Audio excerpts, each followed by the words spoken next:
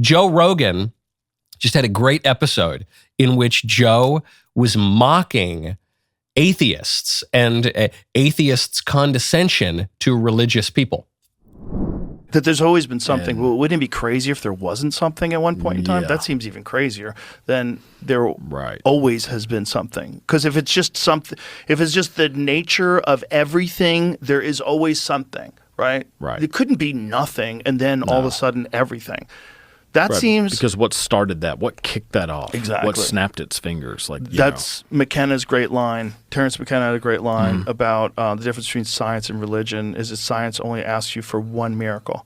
I want you to believe in one miracle, the Big Bang. Yeah. That's a good one. It's a great line. Yeah. It's because it really is true. Yes. And it's funny because people would be incredulous about the resurrection of Jesus Christ, but yet they're convinced that the entire universe was smaller than the head of a pin, and for no reason than anybody's adequately explained to me. It makes sense. Yeah. No. Instantaneously became everything. Yeah. Okay.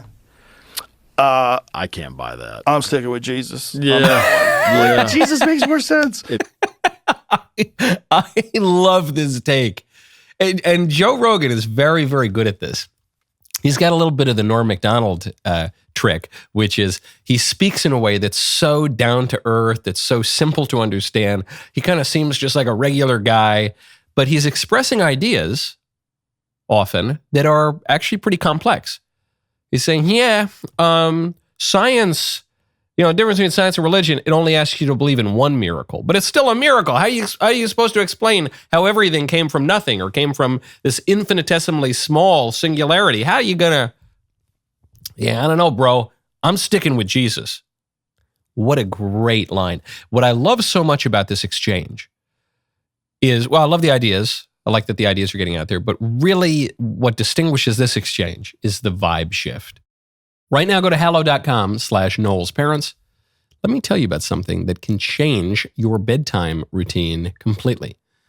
Have your kids discovered Hallow's children's section yet? It is an incredible collection of faith-based content that your kids can actually look forward to.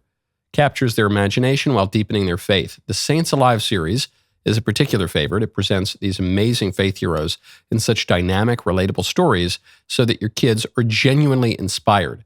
They can finally see that holiness is not some boring, unreachable concept, but something exciting that they can aspire to be themselves. Bedtime, totally revolutionized thanks to Hallie's Bible Stories for Sleep. The gentle narration paired with soothing music and scripture creates this peaceful atmosphere where they can drift off feeling loved, safe, and connected to God. No more bedtime battles. They are learning scripture while falling asleep, the definition of a win-win. I love Hallow. I've had Hallow for years. It's just a marvelous use of technology to actually help your life rather than to make your life worse. In a world of endless screen options, finding content that's both engaging and faith-filled can be a real blessing for your family. If you haven't given it a try yet, now is the time. Go to hallow.com/Knowles, KNWLES, for 3 months free.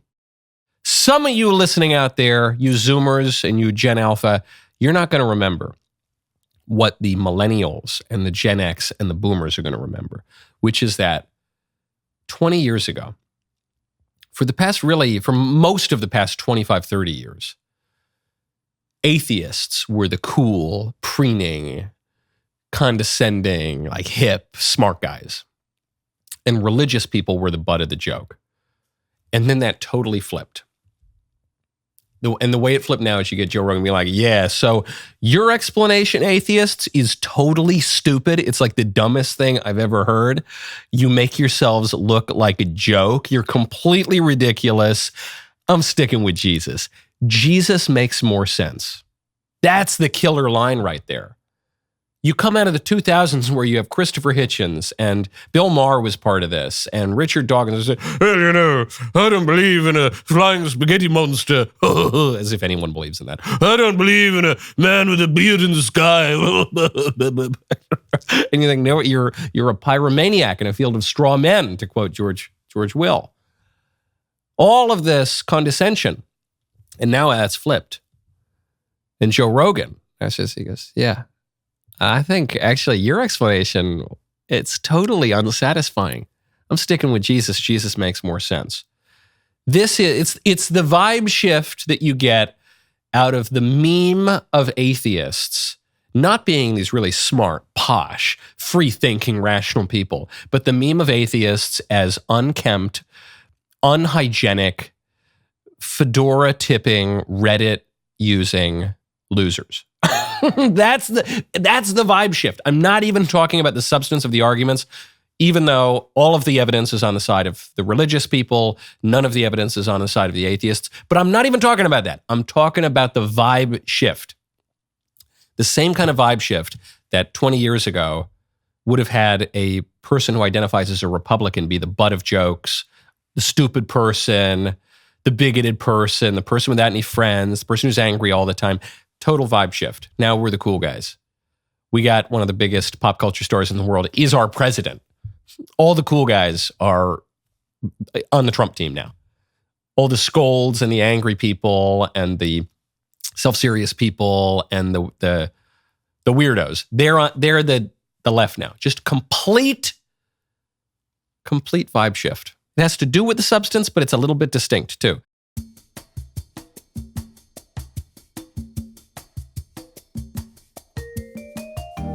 That was so good.